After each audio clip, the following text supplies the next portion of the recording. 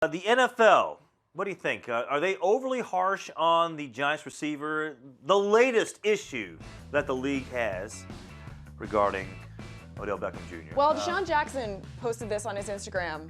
His cleats were team colors, but he was still fined for them.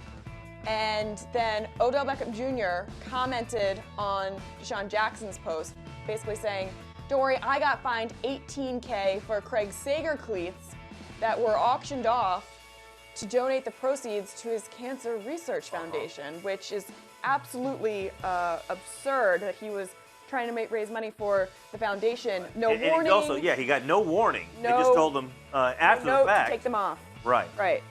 Sometimes that they actually have people who walk around the field during pregame warm-ups and are with the clipboard and say, your socks are too low, or your pants or whatever. I mean, they have rules about how you're supposed to wear the uniform, and they will dock you. And you'll have, as BMAC always says, the last thing you want to do is you walk in to see, kind of peek into the locker room to see if there is a FedEx envelope on the stool at your locker. Right. Because that's when you know that the league has fined you. In the NFL's defense, just in this situation, I think he wasn't wearing them pregame. He put them on just for the game, so there wasn't, a chance to the clipboard, wheeling guy that wasn't able to come around. But this is what we talked about when we saw Ezekiel Elliott jump into the Salvation Army kettle. If you're not going to fine him for that, you can't fine these other guys when they're also doing things for charitable organizations, right? I mean, you got to stay consistent, right? Right. And overly harsh, I think the whole system of fining guys for wearing their own cleats, especially cleats that are going towards a good cause, is absolutely harsh. So are they overly harsh on Odell?